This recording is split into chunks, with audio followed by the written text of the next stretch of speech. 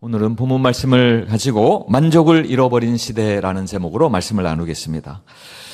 사랑하는 성도 여러분, 우리는 그 어느 때보다도 많은 것을 누리며 살아가는 시대에 있습니다. 예전보다도 훨씬 넓고 편안한 집에서 살고 있지요. 제가 시골에서 성장하였을 때 자랐던, 생활했던 그 집터가 있습니다. 이제 건물은 다 무너졌고요. 이 집터만 남아 있는데 어렸을 때는 아주 넓어 보였거든요. 방도 많고 또 마당도 넓고. 근데 지난번에 한번 가서 보니까요, 그 터가, 집터가 제 한눈에 다 들어오더라고요. 이렇게 작았었나 싶더라고요. 근데 그런 작은 집과는 비교할 수 없을 정도로 이제는 넓은 집에 살고 있어요. 편안한 집입니다. 또 손쉽게 사용할 수 있는 다양한 기계들과 기술의 도움을 받으며 살고 있습니다. 손안에 작은 스마트폰, 그 스마트폰으로요, 지구 건너편에 있는 세상의 소식들도 실시간으로 우리가 듣게 됩니다. 먹고 싶은 음식은 몇 번의 터치만으로 그렇게 주문을 할 수 있죠. 필요한 물건도 하루 이틀, 이제 3일 정도면 집 앞까지 도착하는 시대가 되었습니다.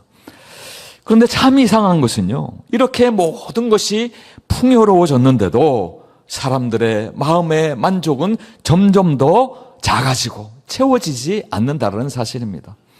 생활은 분명 더 편리해졌지만 마음은 더 분주해지고, 선택할 수 있는 것은 많아졌지만 감사는 점점 더 사라지고 있습니다.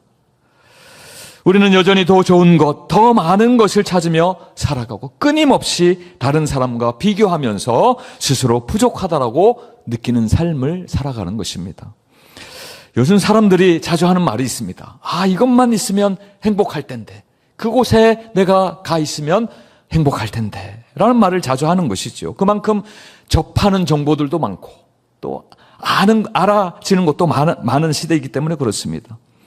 또 집이 조금만 더 넓었으면, 그럼 지금도 충분히 넓지 않습니까? 그런데도 더 넓은 집을 선호해요.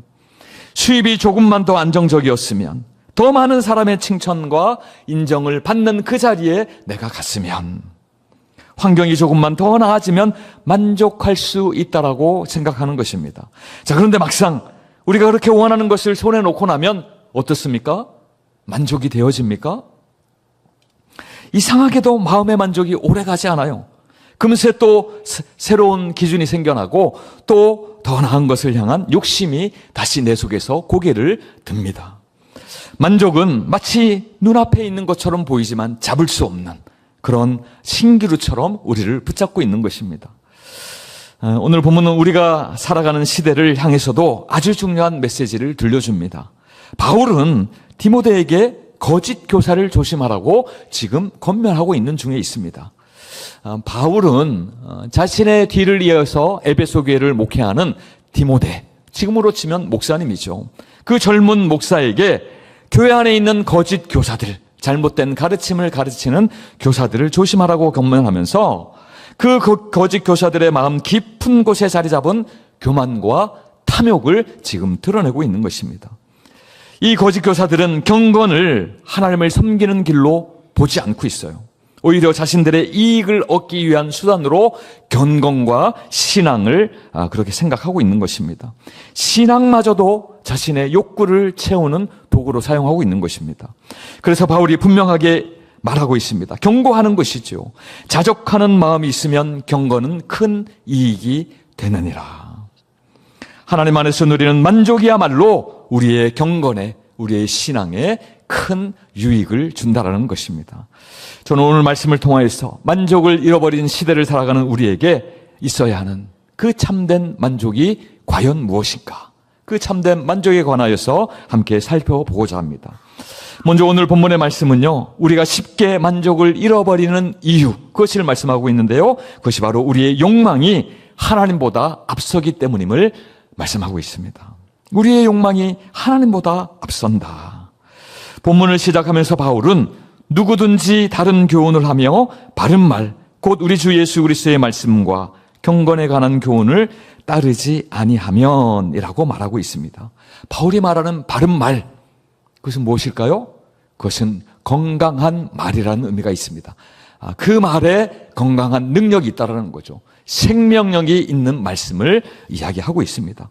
하나님의 말씀은 우리의 내면을 회복시키시고 뒤틀려버린 우리의 욕망을 바로잡고 우리 삶의 방향을 다시 하나님께로 돌려놓는 능력이 있다는 것입니다. 그러나 거짓된 가르침은 어떻습니까? 거짓 교사들이 지금 에베소 교회에게, 에베소 성도들에게 전하는 그 말씀을 이야기해요.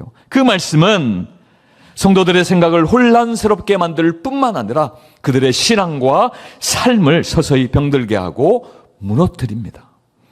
지금 바울이 말하는 거짓 교사들의 가장 큰 문제, 그것은 복음을 잘못 이해하고 또 예수님의 말씀을 잘못 이해한 데 있지 않습니다. 오히려 그들은요, 이미 그 마음이 교만해져 있고 늘 논쟁을 즐기고 사람들 사이에 시기와 다툼과 그리고 서로 헐뜯는 일들을 만들어내는 것에 있습니다. 이미 그들의 마음이 부패해져 있다는 것이죠. 무엇보다도 그들은요, 경건을 하나님을 섬기는 도구로 생각하지 아니하고 자신들에게 경제적인 이익을 주는 도구로 생각하였습니다.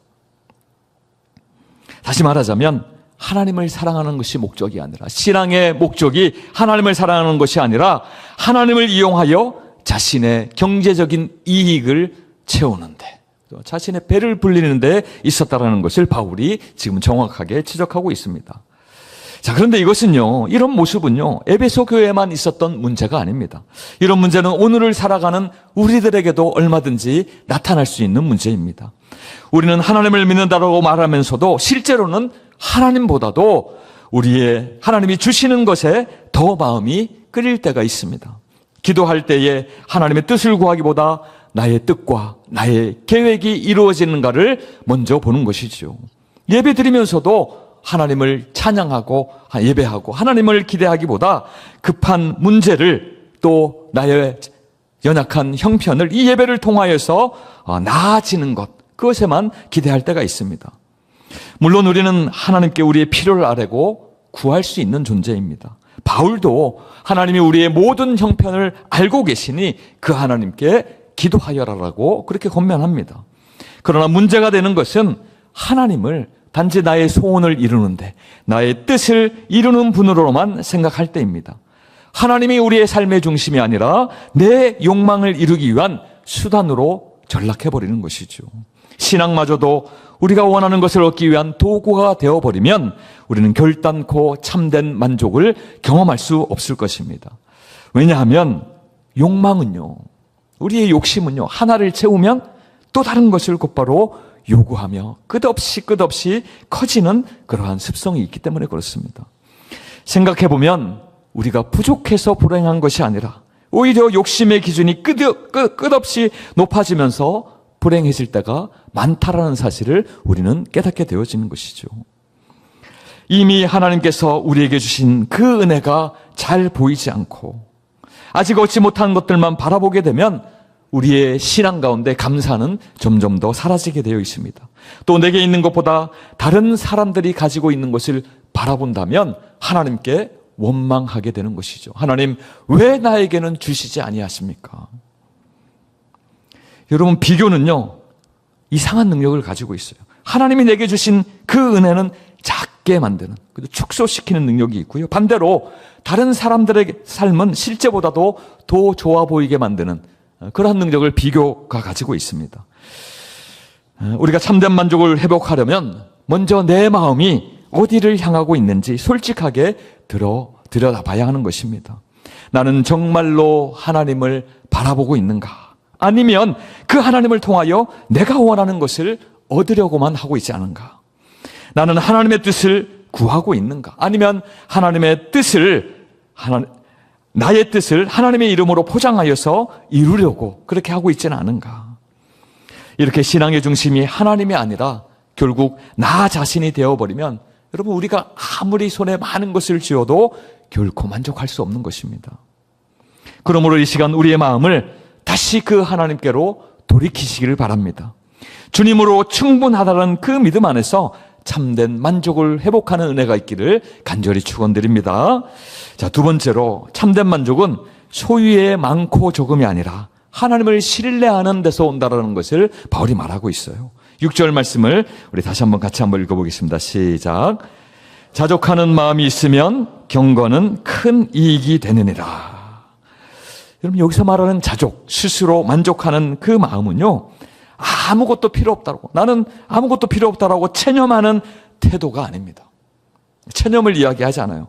힘든 상황을 억지로 괜찮은 척 넘기거나 현실의 문제를 외면하는 그러한 태도를 이야기하지 않습니다. 지금 바울이 말하는 이 자족이라고 하는 것은요, 하나님께서 여전히 나를 붙들고 계시다, 내게 필요한 것을 채워주시는 분이 그 하나님이시다 라는 믿음에서 흘러나오는 평안인 것입니다. 바울은 빌립보서에서요, 자신이 어떤 형편에서도 자족하는 비결을 깨달았다, 배웠다라고 고백하고 있습니다. 빌립보서 4장 11절에서 13절 우리 교독에서 읽겠습니다. 제가 11절 읽습니다.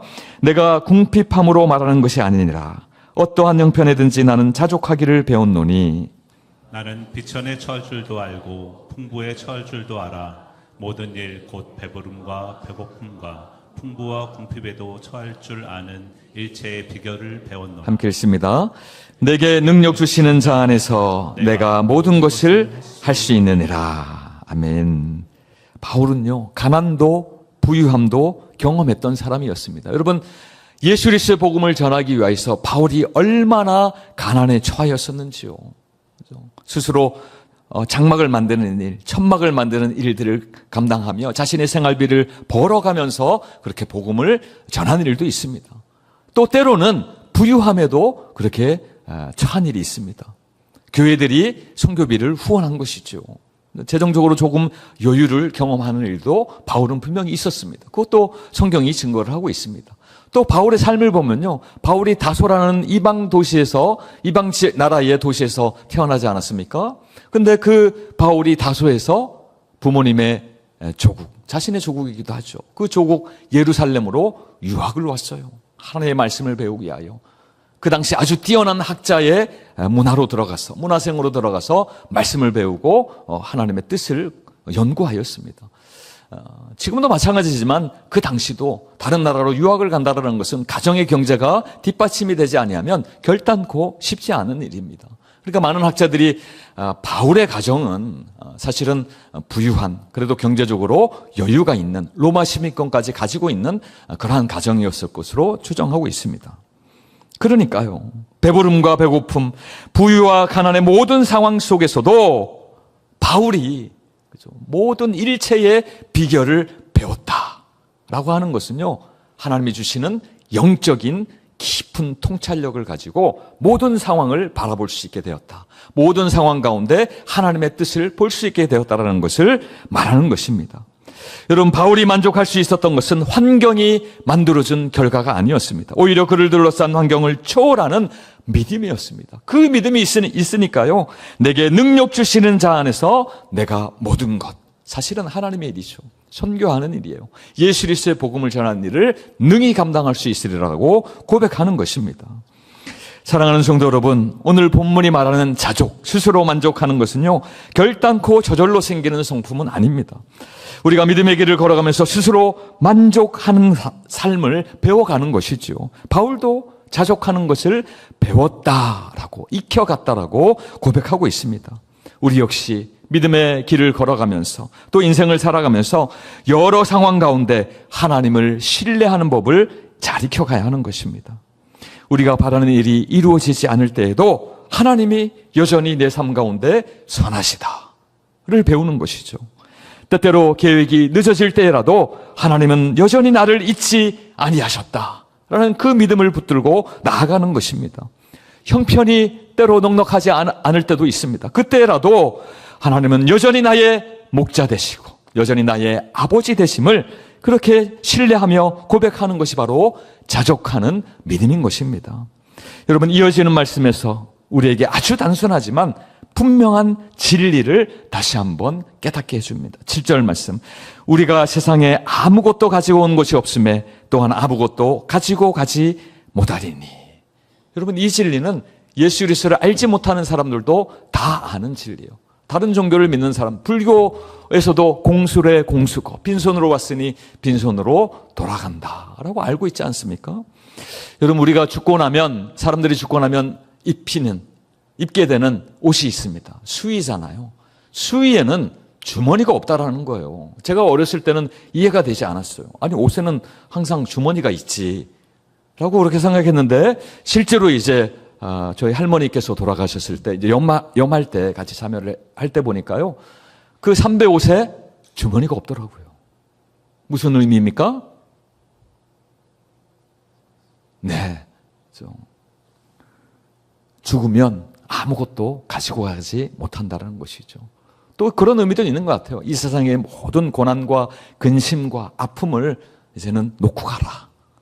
그것을 내세까지 가지고 가지 마라. 이런 의미도 일반 사람들에게는 있는 것 같습니다. 우리는 이 세상에 올 때 아무것도 들고 오지 않았고 떠날 때도 아무것도 가지고 갈 수 없는 존재입니다. 지금 우리가 손에 쥐고 있는 모든 것들도 사실은 잠시 맡겨진 것들이지요. 나의 몸까지도, 내가 누리는 시간까지도, 내가 가진 재능까지도, 물질적인 것까지도 결국은 내 것이 아니라 하나님께서 우리에게 잠시 맡겨주신 것이라는 것입니다. 우리는 가진 것을 당연히 내 것이라고 여기며 살아갈 때가 많습니다. 사실 모든 것은 하나님께서 주신 것인데요.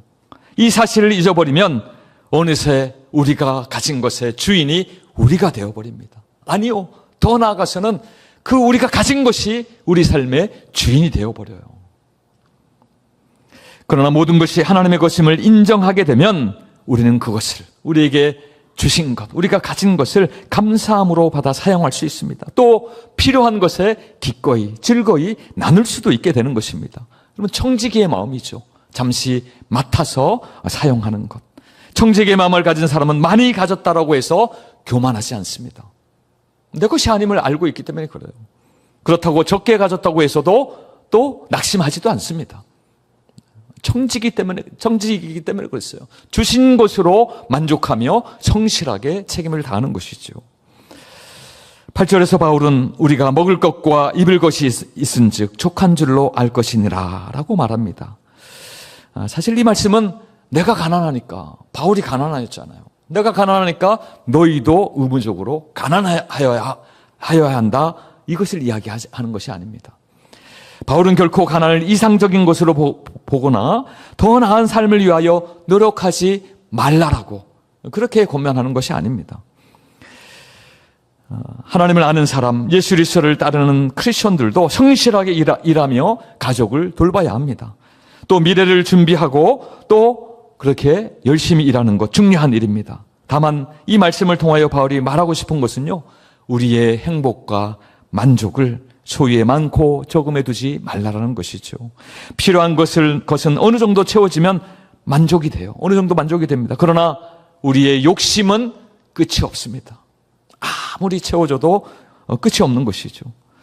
집이 없을 때는 여러분 어떻게 생각합니까? 내 이름으로 된 집 한 채 있었으면 좋겠다 생각해요. 그러나 막상 내 이름으로 된 자가라고 하죠. 집이 생기면 어떻습니까? 조금 더 넓은 집, 조금 더 새로운 집으로 그렇게 옮겨가고자 하는 마음이 우리의 마음 가운데 생기는 것입니다. 그럼 차가 없을 때는, 그죠? 시동만 걸리는 차만 있었으면 좋겠다 라고 그렇게 생각해요. 막상 차가 생기면 옆 차선에 잠시 정차했을 때 고급차가 서 있으면 나도 저 차를 꼭 타고 말리라, 그런 마음이 생깁니다.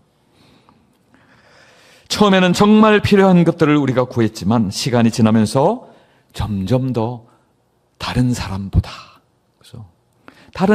더 많이 더 좋게 가지려고 하는 그런 마음, 욕심으로 바뀌어가게 됩니다.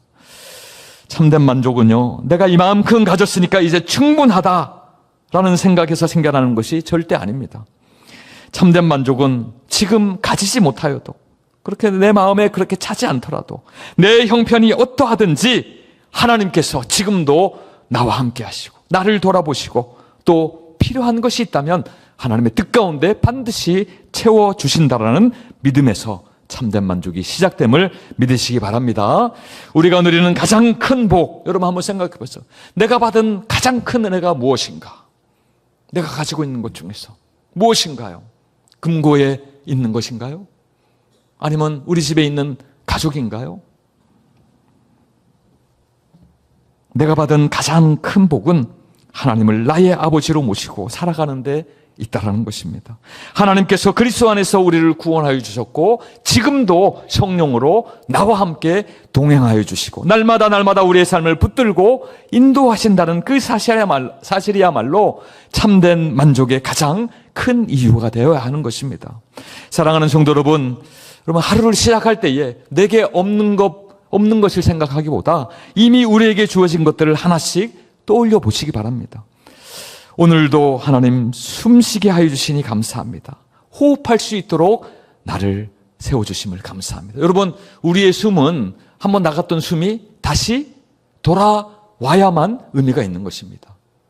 또 들이마신 숨이 또 어떻게 되어야 합니까? 나가지 못하면 의미가 없는 것이죠. 하나님의 은혜가 아닙니까? 한숨 한숨 예배의 자리로 나올 수 있다는 것, 지금 이 자리에 나와 하나님을 찬양하고 예배하고 주님의 말씀을 통하여 또 아멘으로 그렇게 나의 삶을 맞추어 가는 것, 또 함께 울고 웃을 수 있는 가족들이 있다는 것, 믿음의 공동체가 있다는 것, 그리고 언제든지 하나님께 기도할 수 있다는 것, 이 모든 것이 사실은 당연한 것이 아니라 하나님의 은혜인 줄 여러분 꼭 기억하시기 바랍니다. 물론 이렇게 감사한다고 해서 당장 없는 것이 생기거나 또 우리 어려워진 형편이 바뀌는 것은 아니지요. 그러나 그럼에도 불구하고 하나님을 향한 감사는요, 우리가 미처 보지 못했던 하나님의 은혜를 보게 하여 깨닫게 해줍니다. 그리고 그 눈이 열릴 때에 우리의 마음에도 서서히 만족이 채워지고 참된 만족으로 나아가는 것을 우리가 경험합니다. 그러므로 사랑하는 성도 여러분, 이제부터는 없는 것을, 내 안에 없는 것을 바라보며 불평하기보다 모든 필요를 아시고 가장 선한 길로 이끄시는 그 하나님을 신뢰함으로 어떠한 형편 가운데서도 어떠한 상황 가운데서도 자족하는 성도들이 되시기를 주님의 이름으로 간절히 축원드립니다. 이제 마지막으로 돈을 사랑하는 마음은 만족을 약속해요. 그죠? 돈을 사랑하는 마음, 그죠? 만족을 줄 것이다 라고 그렇게 헛된 그러한 약속을 합니다. 그러나 결국은 더 큰 근심으로 우리를 찌른다 라고 성경은 말씀하고 있어요. 바울은 9절 말씀에서 부하려 하는 자들은 시험과 올무와 여러 가지 어리석고 해로운 욕심에 떨어진다라고 경고하고 있습니다. 여러분, 이 말씀을 오해하면 안 됩니다. 지금 바울이요, 돈이 많은 사람들, 돈이 많은 어떠한 상태를 문제라고 그렇게 이야기하는 것 아닙니다. 돈은 우리 삶에 꼭 필요한 도구이지요. 돈을 통해 가족들의 필요를 채울 수 있습니다. 어려운 이웃들을 돕기도 하고요. 또 교회가 선교하는 일, 전도하는 일, 또 어려운 이웃들을 실제적으로 돕는 일 가운데 얼마든지 유용하게 쓰이는 도구입니다. 돈 자체는 선한 것도 아니요, 악한 것도 아니요. 중립적인 것이죠. 그 돈을 잘 사용하면 귀한 도구가 되는 것입니다. 하지만 문제는요, 돈이 그 도구의 자리를 넘어설 때요, 돈이 더 이상 수단이 아니라 도구가 아니라 삶의 기준이 되고 우리 마음의 주인이 될 때 문제가 된다는 것을 바울이 지금 이야기하고 있는 것입니다. 돈이 있어야만 안전하다고 느끼고 돈이 있어야만 내 가치가 증명되는 것이지 라고 그렇게 확신하고 계신다면, 또 더 나아가서요, 돈이 나를 구원하여 줄 것이다, 나의 미래를 책임져 줄 것이다 라고 그렇게 믿기 시작하는 순간 돈은 단순한 재물이 아니라 우리의 마음을 지배하는 우상이 된다라는 것을 바울이 지금 지적하고 있는 것입니다. 이처럼 돈이 우리의 마음의 중심을 차지하게 될 때 어떤 결과가 과연 나타나게 되겠는가? 10절에서 바울이 더욱 분명하게 경고하고 있습니다. 우리 같이 한번 읽어보도록 하겠습니다. 시작. 돈을 사랑함이 일만하게 뿌리가 되나니 이것을 탐내는 자들은 미혹을 받아 믿음에서 떠나 많은 근심으로써 자기를 찔렀도다. 여러분, 돈을 사랑하는 마음, 돈이 삶의 중심이 되어버린 상태가 여러 가지 악을 낳는다라고 그렇게 말하고 있습니다. 여러분, 돈을 붙들게 되면 사실은 타협할 때가 많아요. 하나님의 말씀과도 타협하고 정직과도 타협하고 우리의 양심과도 타협할 때가 많이 있습니다. 또 사람을 볼 때에도 이용 대상으로 나에게 유익을 끼치는 자인가 끼치지 않는 자인가, 하나님의 뜻보다 나에게 이익이 되는지를 먼저 계산하게 되는 그러한 경향이 있습니다. 사람들이 흔히 하는 오해 중에 돈이 더 많아지면, 돈이 좀 많으면 내 마음이 편하겠다 하는 이 오해가 있어요. 사실은 심각한 착각이지요. 그리고 우리 주변의 삶을 살펴보면 돈이 있는 곳에 수많은 분쟁과 다툼과 관계의 깨어짐이 있음을 보게 되어집니다. 부부끼리도 돈 때문에 깨어져요. 부모 자식 간에는 어떻습니까? 천륜으로 이어졌다라고 하지 않습니까? 그럼에도 불구하고 돈이 그 사이에 끼어드는 순간 깨어집니다. 죽일 정도로요. 그러니 친구들과의 관계는 말할 것도 없지요. 더 많은 걱정이 따라옴을 우리는 보게 되어집니다. 여러분, 우리나라에서 가장 돈이 많은 사람이 누구십니까? 삼성의 이재용 회장 아닙니까? 맞죠? 바뀌었나요? 네. 최태원 회장도 자산이 많아지고 있다는데요. 이재용 회장이 가끔 이제 방송에 나올 때 보면 이렇게 애써 이렇게 웃잖아요. 근데 저는, 저 사람의 마음이 얼마나 힘들까? 불편할까? 그죠? 대통령과 함께 있을 때도 불편하고, 그죠? 다른 기업인들과 함께 있을 때도 불편하고, 웃으며 있지만요. 자신의 말 한마디에 수많은 사람들의 그런 어떤 상황들이 바뀌어질 수 있으니까요. 그렇죠? 얼마나 많은 고뇌가 있겠습니까? 또 얼마나 많은 비교가 있겠습니까? 여러분, 전 세계로 넓혀보면 수많은 부자들이 있는데요. 우리나라에서는 딱 한 명이 100대 부자에 들어가 있더라고요. 누구일까요? 아까 말씀드렸던 이재용 회장이에요. 100명 중에 딱 한 명만 들어가 있어요. 전 세계 부자들 중에. 100명 중에 70몇 이 되더라고요.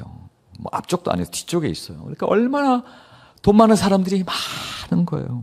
그들과 비교를 해보면 얼마나 마음이 조급해지겠습니까? 내가 이 기업을 얼마나 잘 운영해야 되겠는가? 조급한 마음도 생기고 비교의 마음이 생기는 것이죠. 여러분, 돈이 평안을 줄 것처럼 보이지만 돈을 붙들수록 마음에는 또 다른 근심이 생긴다는 것을 기억하시기 바랍니다. 바울이 지금 그것을 이야기하고 있어요. 사람들이, 예수 그리스도를 믿는 사람들이 돈을 쫓다가 마음이 흐려져서 결국에는 믿음에서 멀어지게 된다. 오히려 많은 근심 속에서 스스로를 찌르게 되었다. 여러분, 이 찌르다라는 말은요, 꼬챙이죠, 꼬챙이. 아주 날카로운 꼬챙이로 자기의 살을 찌르는 거예요. 찌를 뿐만 아니라 그것이 피부를 관통하여서 찔러 나오는 그 상황을 이야기하는 말입니다. 그래, 얼마나 고통스럽겠습니다. 남이 그러는 것도 아니에요. 내가 스스로를 그렇게 고통 가운데 몰아넣는 것이죠. 돈을 쫓다가요. 행복해지려고 붙잡았던 것이 오히려 자신을 무너뜨리고 믿음까지도 잃게 만드는 길이 되어버린다라는 것입니다. 우리는 이제 돈을 얼마나 가지고 있느냐보다 돈이 내 마음속에서 어떤 자리를 차지하고 있느냐, 그것을 먼저 돌아봐야 합니다. 여러분, 혹시 돈이 조금 부족할 때에 지나치게 불안하시지는 않습니까? 제가 말하는 것은 병적으로, 그죠? 삶이 힘들 정도로.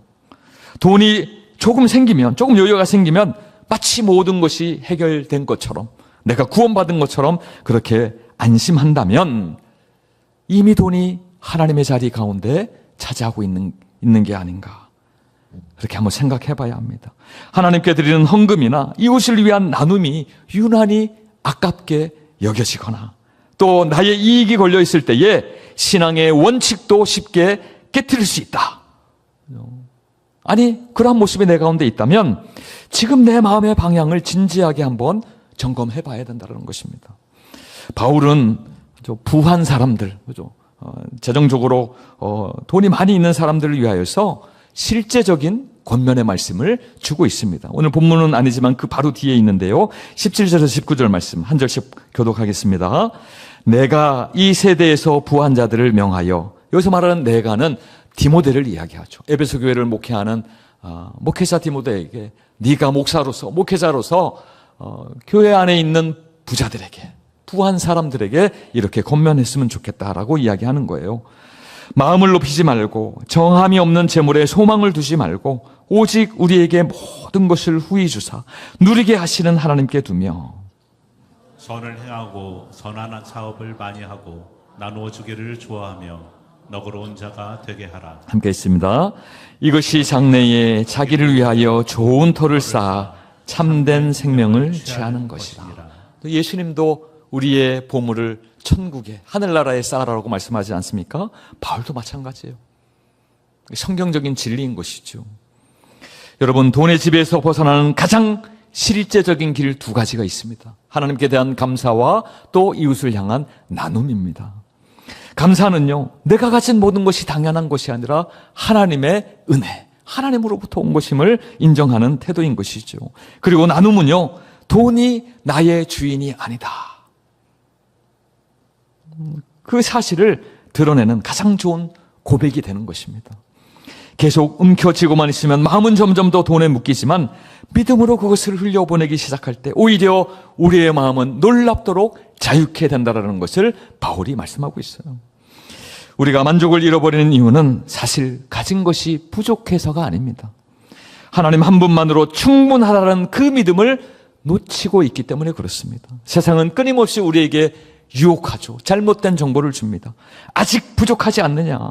더 가져야 네가 살 수 있다. 더 올라가야 한다. 더 인정받아야 너는 성공한 것이다 라고 우리를 계속해서 몰아붙입니다. 하지만 성경은 무엇을 이야기하고 있습니까? 예수 그리스도의 복음은 무엇을 이야기하고 있습니까? 우리는 이미 그리스도 안에서 하나님의 자녀가 되었고 죄사함을 받았으며 영원한 생명을 선물로 받은 자들이 아니냐. 세상이 아무리 준다 해도 줄 수 없는 가장 고귀한 것, 가장 귀한 것을 우리는 이미 받은 사람들이다.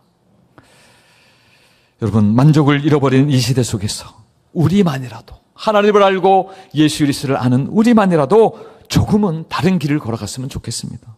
더 많이 가져서 행복해지는 사람이 아니라 이미 그 하나님으로, 아니 그 하나님을 소유했기 때문에 감사하는 사람들이 되기를 바랍니다. 세상이 정해놓은 기준에 휩쓸리지 않고 오늘 나에게 주신 먹을 것과 입을 것에 감사하며 하나님이 맡기신 것들을 기쁨으로 즐거이 나누는 성도들이 되시기를 소망합니다. 말씀을 맺습니다. 사랑하는 성도 여러분, 하나님은 우리의 필요를 누구보다도 잘 아시는 분이십니다. 성경이 그것을 처음부터 끝까지 증거하고 있어요. 우리의 믿음의 삶이 그것을 증거하지 않습니까? 우리를 먹이시고 입히시며 언제나 가장 좋은 길로 인도하시는 분이 바로 우리 하나님이신 줄로 믿으시기 바랍니다. 때로는 우리가 바라는 것을 주시지 않을 때도 있어요. 그렇다고 하나님은 우리를 외면하시거나 버리지 아니하십니다. 그러므로 더 많은 것을 얻으려고 하는 그 욕심에 우리의 마음을 빼앗기지 마시기 바랍니다. 이미 우리에게 주신 좋은 것들을 통하여서 그 하나님을 바라보며 하나님을 즐거워하는 삶으로 나아가시기 바랍니다. 그리하여서요, 주님 안에서 자족하는 그 경건을 통하여, 그 신앙을 통하여, 그 믿음을 통하여 잃어버렸던 참된 믿음을 다시 회복하는, 그리고 감사와 나눔으로 세상을 거스르며 사는 모든 성도님들 되시기를 주님의 이름으로 간절히 축원드립니다.